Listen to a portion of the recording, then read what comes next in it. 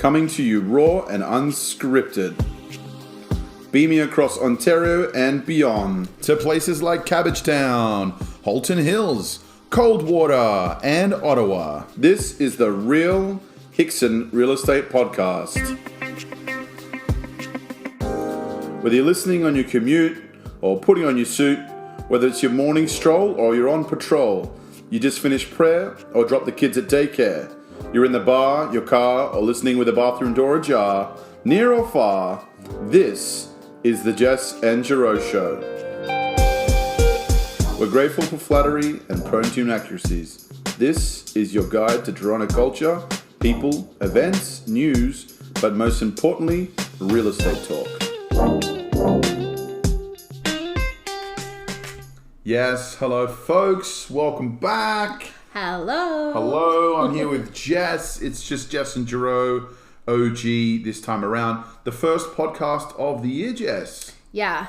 What happened? It's been a while. Yeah, I mean, we took some holidays. Yeah. The market's been changing. We've been working a bit, you know, like things here and there. Yeah. It's not always time around for the podcast, but we have to do it for the fans. Yeah, did you miss us? And as we found out, I think we have more fans than we realize. We see people all the time, people telling us, hey, I listen to your podcast, whatever. And then you see people, family or whatever that we haven't seen in months, maybe a year or two. And they feel like they've always been talking to us because they're always listening to our podcast. It's so nice. It's so nice. So everyone that does that, and I have the numbers. And We're watching. I have the statistics. I don't know exactly where you live, but I know in which area you're listening, so I can maybe break it down. Yeah, and if you don't listen to this one, we'll know. We'll know. We'll hunt you. Okay, so let's get into it. Now, what is the theme of today's podcast, Jess? A song of ice and fire. No, a market of ice and fire. Yeah. Which is a rip-off of the Game of Thrones popular. That's true, book. Yeah. But it's really, really the truth. I mean, we're in such an interesting scenario now. Things are changing rapidly. And we're seeing a massive swing from what we saw like kind of 3/4 of last year. Yeah, like the last 2 weeks especially, things have really changed. So let's first talk about number one, the mortgage rate news. Everyone, it's the topic of conversation. Everyone's here. I mean, that's all we're really hearing about. Mm-hmm. We're hearing from the media that the doom and gloom. I think they're starting to run out of doom and gloom articles. Yeah, the last messaging was like a lot more positive. Yes, which is nice. I mean, they're always trying to sell newspapers. And just remember, guys, if you really want a legit, certified, verified news with a blue tick, you have to talk to us. Because we're literally living this every single day, every single week, every single month, and we know exactly what's going on. Yeah. And we speak to the deal secretary at our office, and they have an even greater idea of what's going on. And please don't trust the news articles because they will always lead you astray because they're just trying to sell newspapers in the end, really.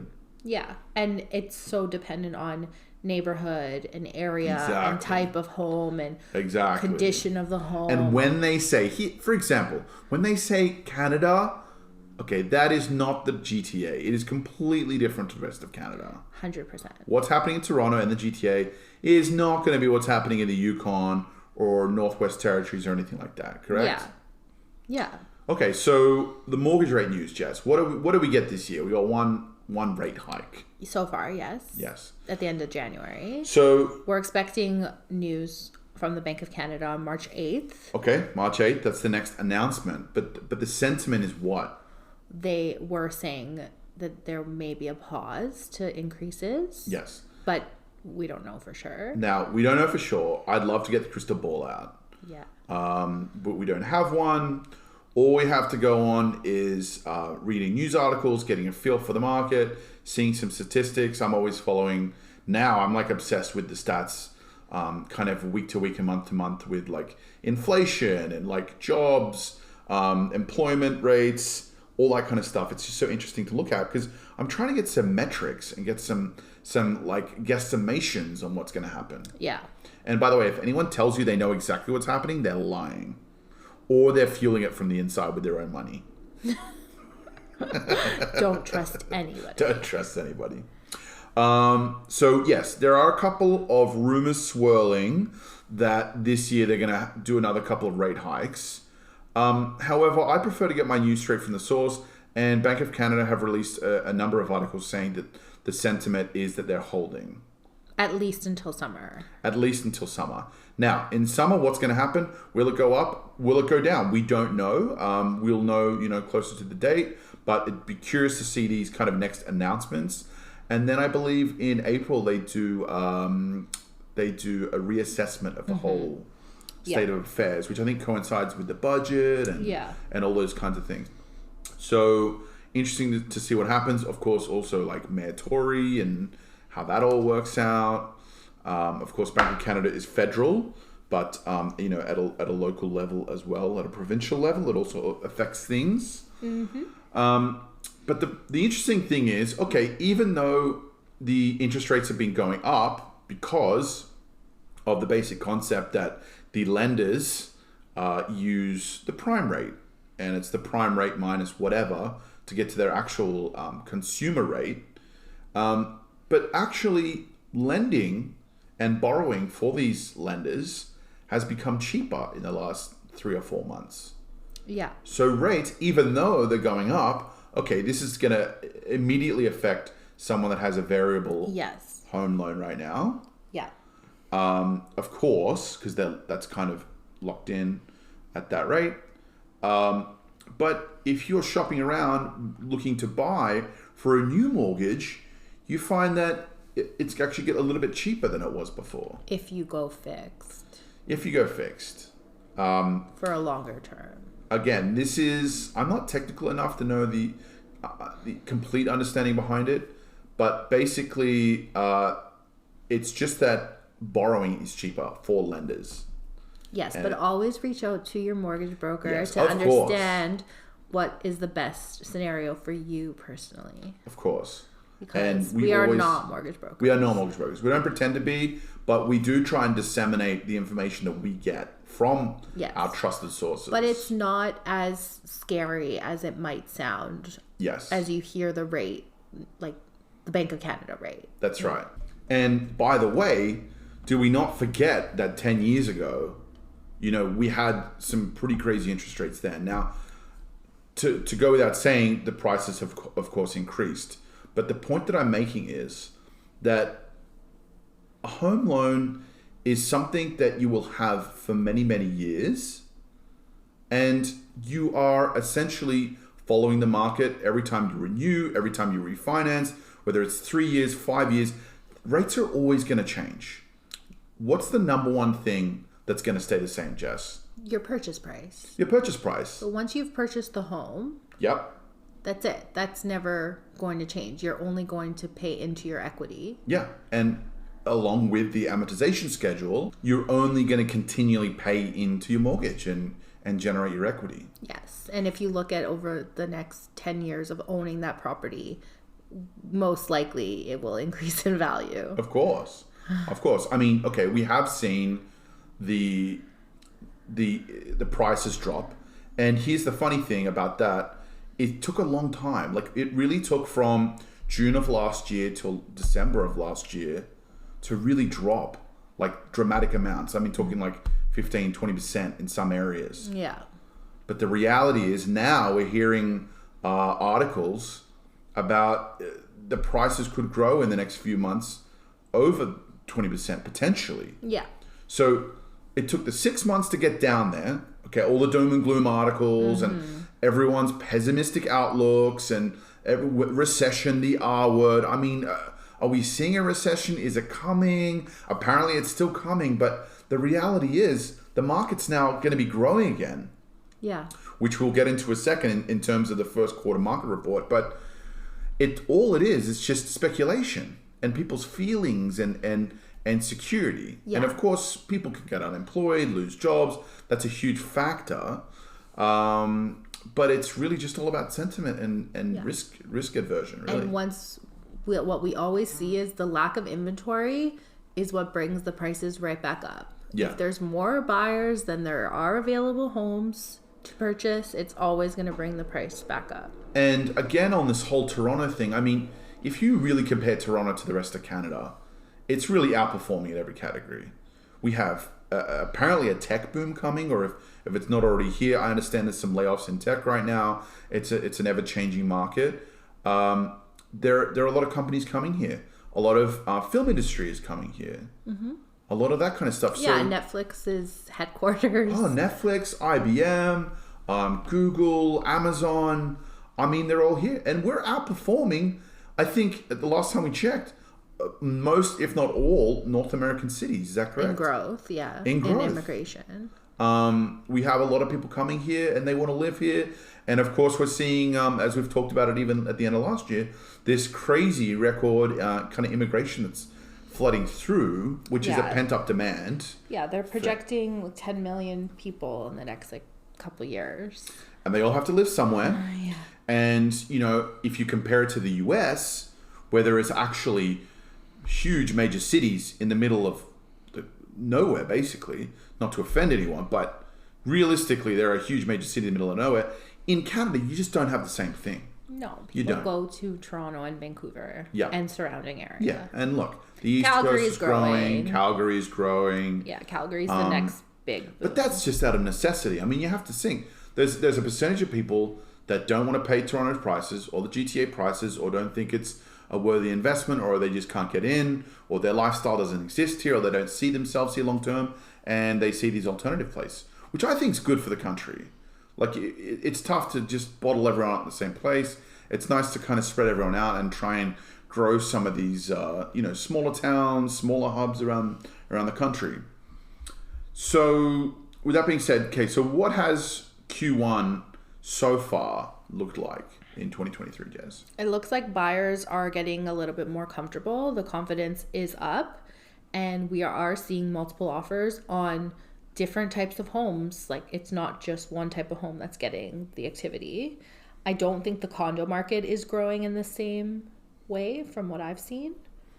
Yeah, it's held its value for sure. Yeah, but it's not getting as crazy. It seems like the first time home buyer is a little bit more resistant to purchase, maybe. Yeah, I mean, if you think about, the mortgage rates are not affecting the luxury market, for example. No, and it's not. If somebody has quite a bit of equity in their home, they are more willing to get into that next property. Yeah, versus someone that's coming in fresh. First, yeah. It seems like that kind of mid to luxury price point is moving, like 900,000, which is crazy. That's mid level, but 900,000 to about 1.4. Mm-hmm. So I'd say it's like a second time buyer, somebody that was in their home for a little while, get some equity, is getting into their next property. Like, that seems to be the sweet spot of activity. So January started off a little slow. February is where it really started to pick up. Quite dramatically. We have been tracing things from different areas around the GTA, Vaughan, Richmond Hill, Markham. I mean, Richmond Hill and Markham have been holding and increasing for even since the beginning of the year, at least. Since at least beginning of the year, like even last year. Yeah. Now this is just the pattern of maybe new immigrants, people moving here and finding different kind of neighborhoods. I mean, for starters, it's you save on half of your land transfer tax when you're living out in these areas. Yeah, it depends on the community. Yeah, and of course, like community hubs and all that kind of stuff. But for the rest of the GTA and beyond, we did see a slowish January. It started to pick up. February, it's really changing, and now we're in the first week of March as we record this, 1st of March today, and we are really seeing some things changing. Some areas, multiple offers. Yeah.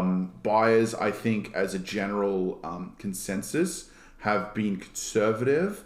Whether they are that first-time home buyer and they've never experienced it before, or whether they are a little bit more avid with having bought and sold before, it's really just, again, this whole like fluctuation of how people feel about the market. Yeah. And this fear. We used to have the fear of missing out. And that's what caused things like this time last year in 2022, when things were absolutely crazy and and they were running articles. The news was running articles about how no one's ever going to afford anything ever again. And people are like, this is it. We've got to buy now. The fear of missing out. But now it's the fear of overpaying. I think. Yeah. Yeah. So, and the reality is, as long as you're not trying to just flip where you're living, it's just hard to say that in Toronto, in the GTA, you're going to be overpaying. And what does that even mean? How did someone overpay? Really? Well, it's only an overpayment if then you have to go sell it and you exactly lose. Let me tell you something. After you've bought the home, when you're living there, if you ever go to try and sell it again, if no one buys your home, this is the way I think of it anyways. If no one buys your home is worth nothing.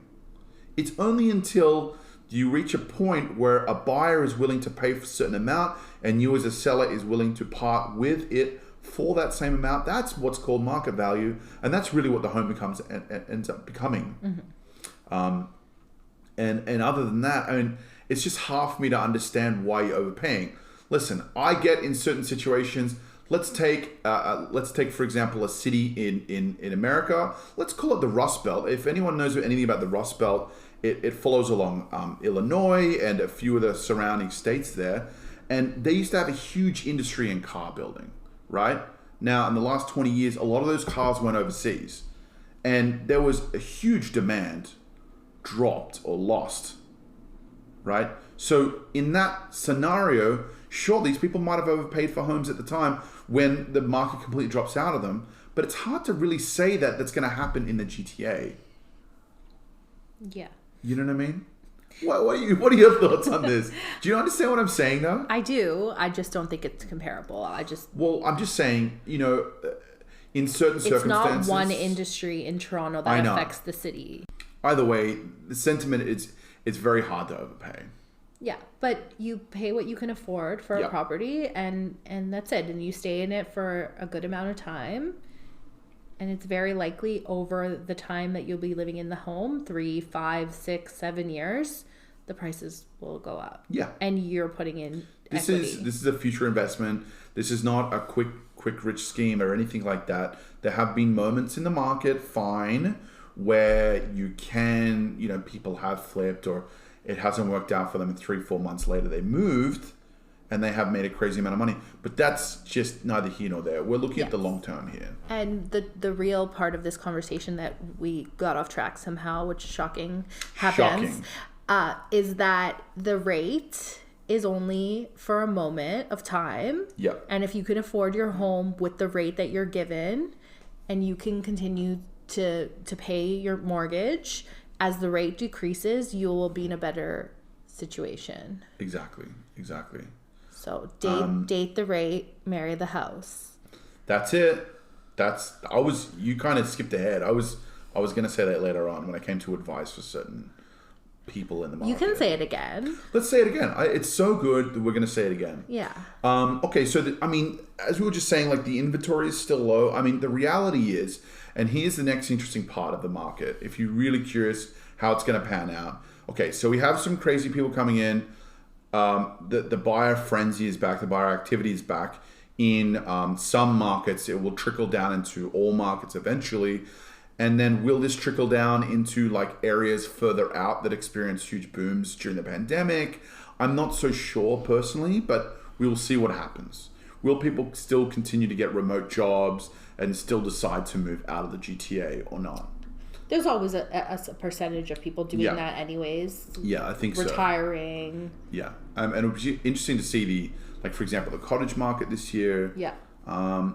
Super, super interesting stuff. But at some point, we have been talking the last 6 months at least about the amount of immigration that's coming in and how rentals are being pushed through the roof. Mm-hmm. The average rental now going for around $2,500, standard one bedroom, which is a little bit wild. I feel pretty sorry. I do help a lot of people that are moving back to the city or to the city for the first time, and it's hard sometimes to get their budgets to match.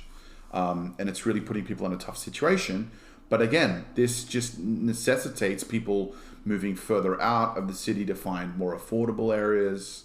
It's just kind of the way that it goes. But it will be interesting to see at what point do these, and I'm talking like people with good jobs that have immigrated, or for various reasons, that will go to move into the first-time home buyer market. And we may see in the next 3 months, 6 months, 9 months, a boom in that sector that we were just talking about, the entry-level condo. And it will be super interesting, you know, to track, follow along with the interest rates, and if they start to drop, and the sentiment, and what they're publishing in the news articles, and what people are reading every day, whether it creates more of an entry-level frenzy there as well. Yeah. Super, super interesting. Okay, let's talk about the new rules. We've had a number of new rules implemented this year. So Jess, you want to start us off with the vacancy home tax? Okay, so for the city of Toronto, if there is a property that is vacant, nobody living in the property, you have to register with the government and let them know that it is vacant, and it is a 1% taxation on the assessed value of the home. Okay, that's a good point to bring up. The assessed value is different to the market value. Yeah. So what's on your tax assessment, that's your assessed value. Yeah. And it's 1% of that value. Yeah. So they're just trying to reduce the vacancy rate in the city so that there are not empty units sitting there that could be tenanted, because we have a low, we have not enough inventory for people to live. Yeah, it's true. So that's the way it's a huge problem. Like, this is the number one problem we're facing. Well, they're looking at infilling the city, utilizing spaces, obviously building further out, but also trying to just give rentals, homes back to people that are trying to live. Airbnbs were a thing. That's what was really affecting the rental market. And that's only for the city of Toronto and I think Ottawa. Okay, potentially. Yeah. You'd have to look into that. Yeah. But yeah, at least in Toronto, if you have a vacant home, I mean, you may have that for various reasons, but you have to pay that tax. Yeah, but it had to be registered by yesterday, February 28th. Well, so if you're listening to this right now, I had a frantic call with a client yesterday about this exact same thing. But basically, on the flip side of it, you know, unless it's seen as vacant, you also have to make sure that it's registered. You know, if you have an investment property, but there are some, what's the word? Exceptions that. There's always exceptions. Yes. Anyway, speak with your accountants, lawyers. Maybe. Yeah, they'll fill in, or even reach out to us. We can kind of help you at that. Okay, the next thing, and again, all of these things are just trying to make it more fair for more people to live and afford to live in Toronto and the GTA. So the next one is the anti-flipping tax, which is super interesting.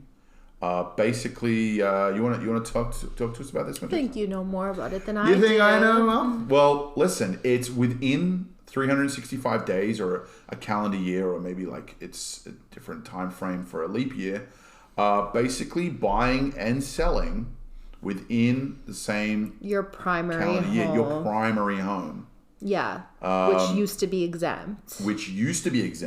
Yes. And this is, I think, maybe the loophole that people were getting around, designating primary homes. And then selling. Maybe for LLCs, all that kind of stuff. Yeah. I won't get into that. But again, this is to stop people from buying properties for the sake of trying to just make a buck. And I'm sorry, I apologize to all the flippers out there that are trying to do this for money. Just leave it for 366 days. Leave it for okay, here you go. Rent it out for 1 year. Yeah. And then designate that as a rental property.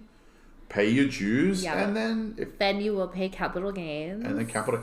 Yes, listen, guys. Yeah, talk to your accountant. We are not giving this advice. We're not giving this advice, but just generally to understand the concept. As you know, you have to keep your home for at least 1 year.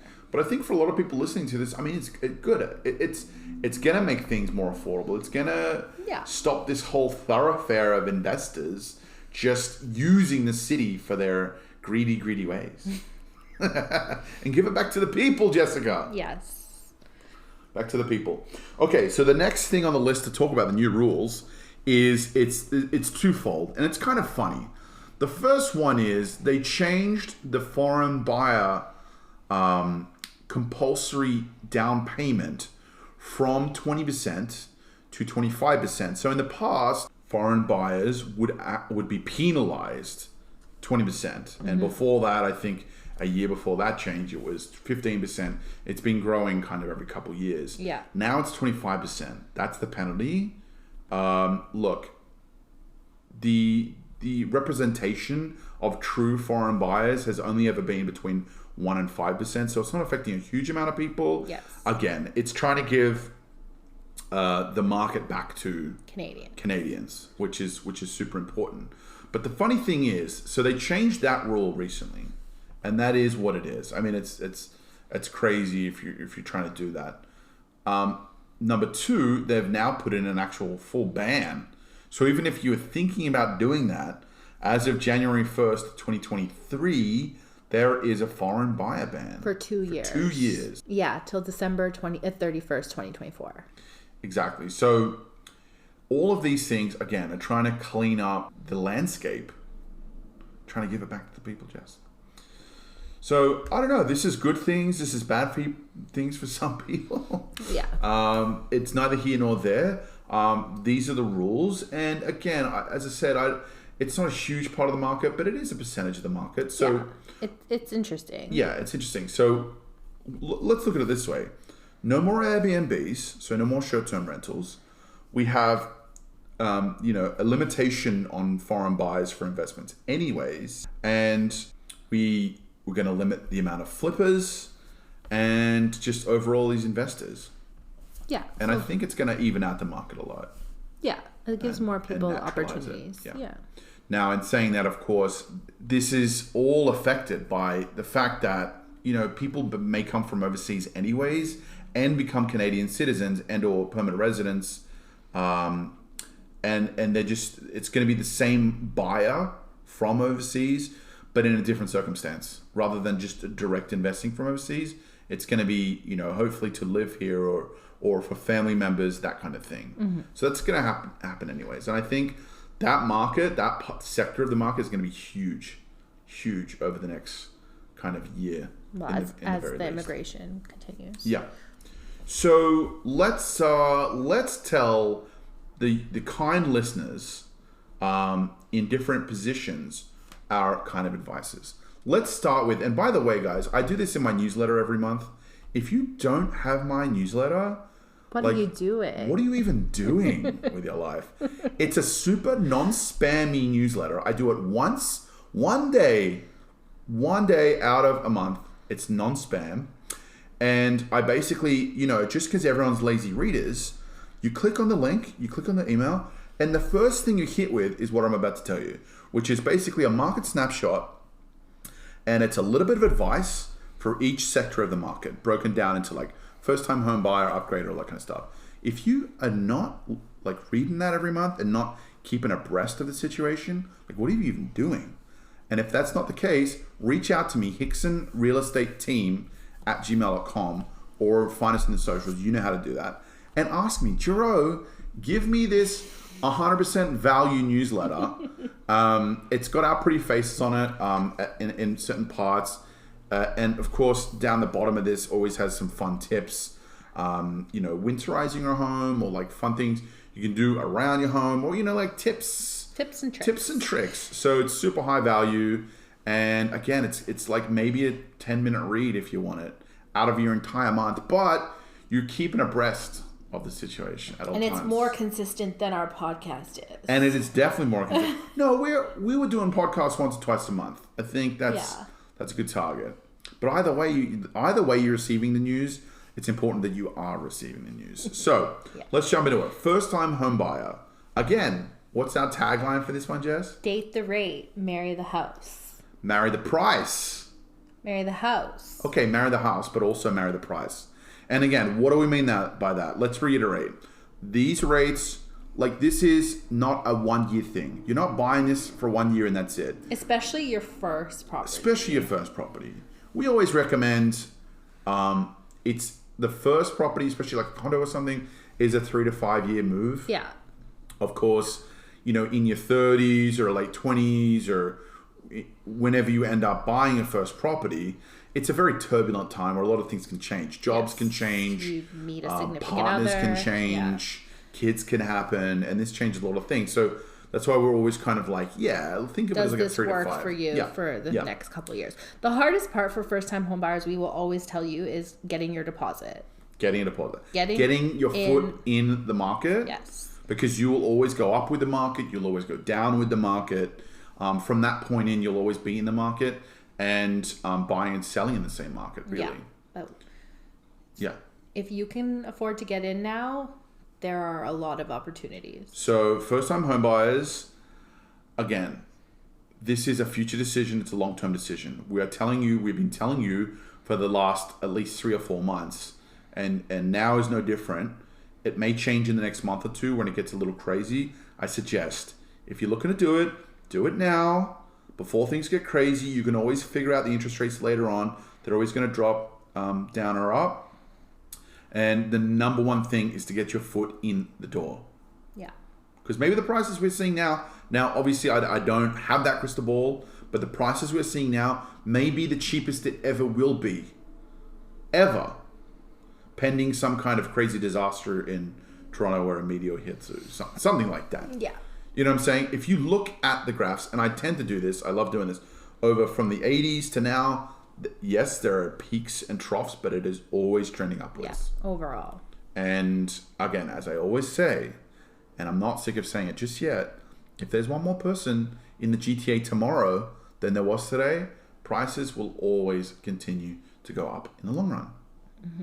So, first-time home buyers, get your foot in the door. Don't be scared, because that's what's happening to a lot of people. They're scared, they're worried to make a mistake, fear of overpaying, all that kind of stuff. Don't worry about it.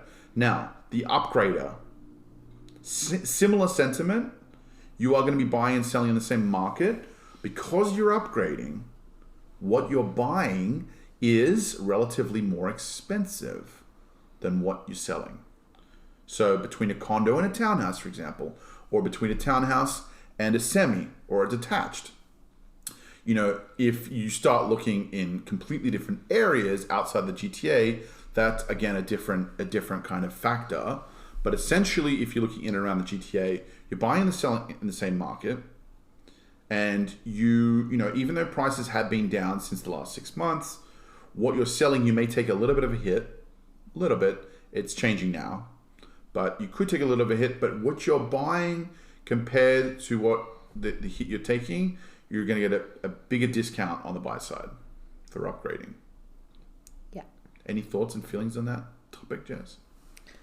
We've done it. We've done it ourselves. Yeah. What else would you say though? They want to hear you, Jess. I just, what we're seeing is that is the more competitive market at the moment. Yes. So take that into consideration. Okay. That's a fair point. Yeah. Overall, like generally speaking though. Yeah.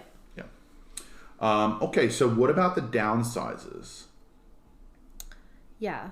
I mean, they have a lot of equity in their homes. Yeah. So they have a lot more opportunities. If they're leaving the city altogether and buying out further, they're really in a good position.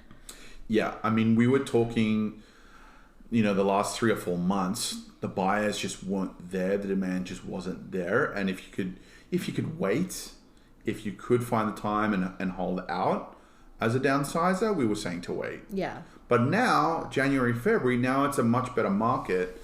The buyers are coming back. If the timing works for you, if the lifestyle transition works for you, now is a good time to think about it. Yeah. We won't know the best time. You're always trying to time the market. But again, it is all relative. But the more expensive stuff is starting to move again. Yeah, exactly. And it's all about, what kind of home are you in? Are you in a big house with a big lot? Is that demand there for that? I think it's area dependent. Yeah. And I think if you are thinking about that, it's a much more detailed conversation with us personally about your exact area and location and where transition you'd like to go. and where you'd like to go, as opposed to a less complex kind of push for upsizes and first-time home buyers, essentially. But we always will have in-depth conversation with anyone. Reach out to us. Who wants to talk. Yeah, come on, talk to us. We're always talking. Okay, so then that just leaves the investor and the renters. So the investor, resale is always a good option, especially knowing buildings, knowing maintenance costs projected, especially a building that's maybe a couple of years old or kind of newish, at least in the last 5-10 years. For the investor, if you're looking at pre-con, that's usually a good situation if it's tough to get a mortgage right now for you, like whether you're on your second or even third mortgage, and if you have some excess cash, and what that equates into is you start looking at deposit structures. So we're always looking at projects. We're always hearing about projects. If you are an investor or you own, kind of your primary residence and you're looking to invest, again, it's a good option if you see an area. Like we're always thinking about areas, seeing where infrastructure is being built in, seeing where places are being infilled in the city and really growing and expanding. And again, if time's not against you, where you're able to put down some money and keep adding to that over a payment schedule for 4 or 5 years in some cases, that's probably the best thing for you. At the end of it, you don't really have to worry about a mortgage, and maybe it's interest rates that you're trying to avoid right now. Yeah. That makes sense. All you're worrying about is, okay, the builder, is it a reputable builder? What does the project look like? What are the projections looking like? How are the layouts? How are the finishes? Is there going to be any issues with this project to come up? And then putting down that money. And it's as little as 2 or 3% sometimes. Usually it's 5% on signing, and then you're paying out, as I said, 3, 4, 5 years, you're paying out 5% here, 5% there, until you reach maybe a 20% there. And then, at the end of it all, when prices have all increased and we've been through a bunch of booms and busts, you end up with a brand new condo. And you've picked the layout, and things will shift here and there, and there's always kind of extra costs that can be associated with pre-construction. So it's always a long conversation with us and talking with the builder's representatives and all that kind of stuff. But if that's something that makes more sense to you, that you're wondering what to invest in and you're not sure, that's always a good option for you. Yeah, for sure. There's so many builders to talk about. So many. And even I'm seeing projects in Muskoka now and just a whole series of things. Yeah. Again, the GTA is always a safe bet. We've always said it. Just the reports that are coming out, the immigration levels that are coming into the GTA, the businesses that are here, the companies, the investments. Yeah. And the rental market is not going anywhere. Yeah, the rental market's not going anywhere.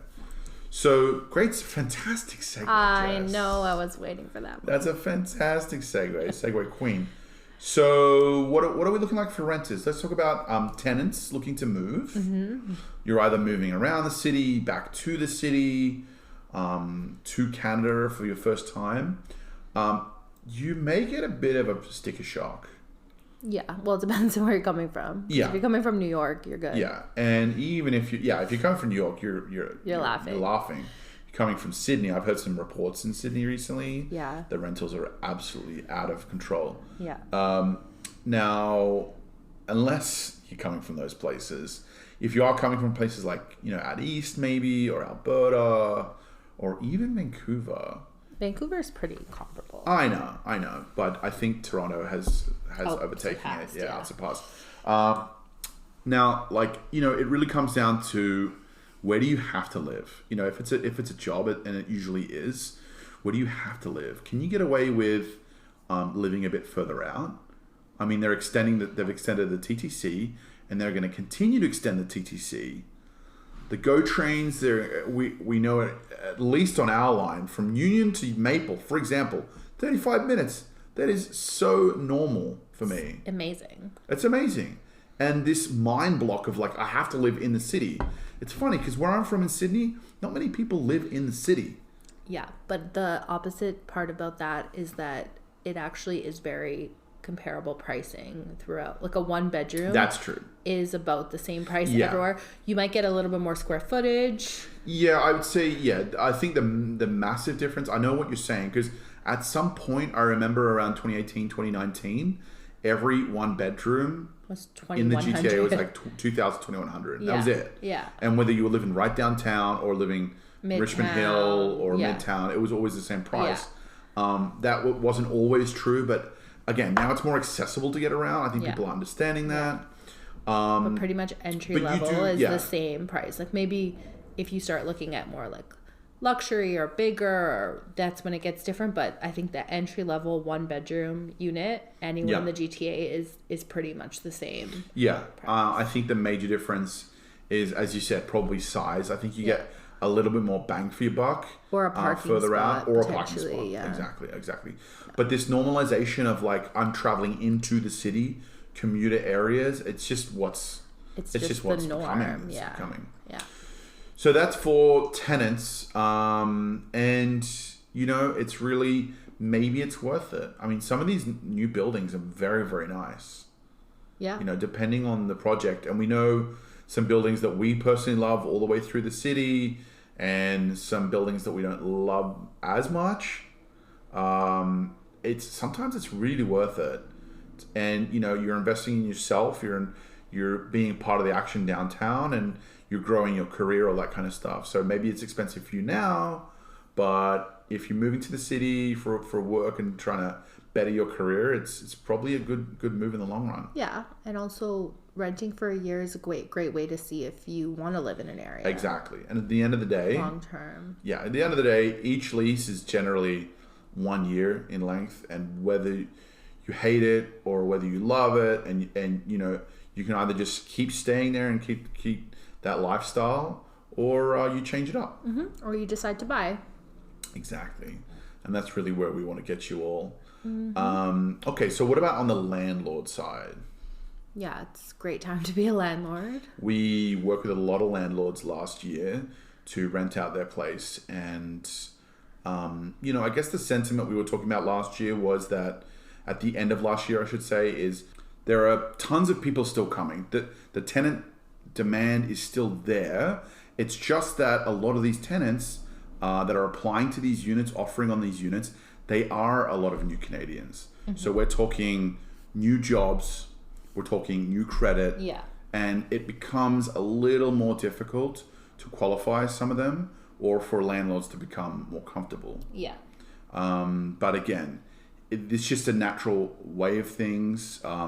Even myself, I had to go through those processes when I was brand new back in 2014. Yeah, and it's not, they have good jobs and they are going to be building their credit, but those things take time. Yeah, so if you are looking to rent out your place, again, we've covered a few different topics that you'll have to be aware of if you want to do that as a landlord, but either way, still a good time to rent out the space and trying to get some passive income and help you pay off that mortgage. Yeah. Yeah, okay, guys, I think that is it for this week or bi-week or month. Year. Jess, come on. This is the 22nd episode. Yeah, thank you for sticking around. Yeah, if you listened till the end, we appreciate it. Mm-hmm. Really appreciate it. Again, we're always up for conversation. Don't be shy. hicksonrealestateteam@gmail.com.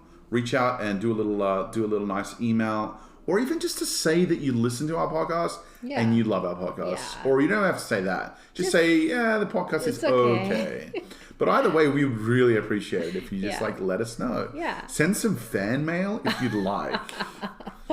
I can give you the address to send fan mail. Do you think people still get fan mail? Maybe. TV shows, celebrities? Maybe. I hope so. It's very old school, ironic. Very 90s, yeah. Again, you guys can always find us on the socials. The newsletter, let us know if you need that. Always doing TikToks. Hit me up, Hickson Real Estate. And then on Facebook and Instagram, all at Hickson Real Estate. very easy to find me and to find us and find all of our content. We're always teaching and always learning, figuring things out, and trying to just keep everyone informed. Yeah. Keeping in touch with people. That's just what it's all about. Okay, guys, I think that's it for this week. Thank you. And we'll see you next time. Bye. Bye.